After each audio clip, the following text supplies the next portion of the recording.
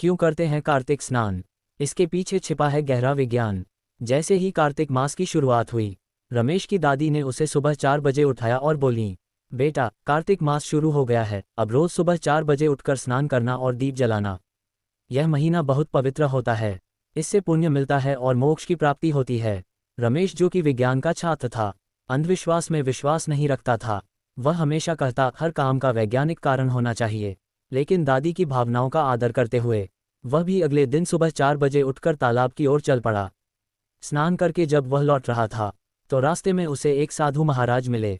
रमेश ने प्रणाम किया और बोला, गुरुजी, कार्तिक मास में हम सब सुबह सुबह नहाते हैं और दीप जलाते हैं, पर मैं जानना चाहता हूं कि इसके पीछे का विज्ञान क्या है।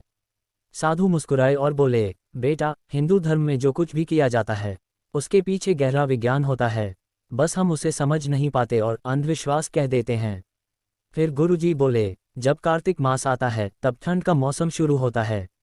इस समय शरीर के रोमच्छिद्र पौध सिकुड़ने लगते हैं। ठंड की वजह से हमारे शरीर पसीना भी नहीं आता और शरीर की गंदगी और विषैले तत्व अंदर ही रह जाते हैं।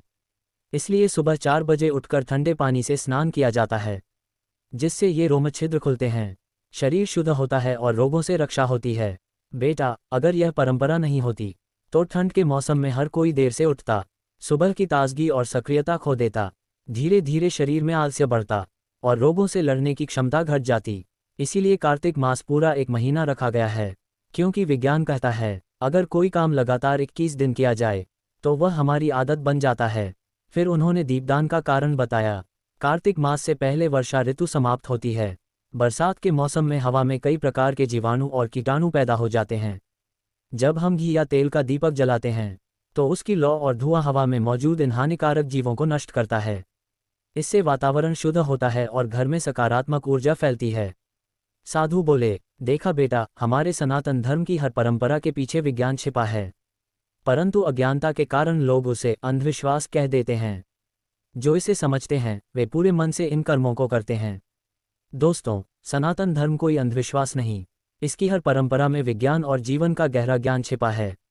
ऐसी और वैज्ञानिक बातें जानने के लिए चैनल को फॉलो करें और अपने सवाल कमेंट करें। जय सनातन।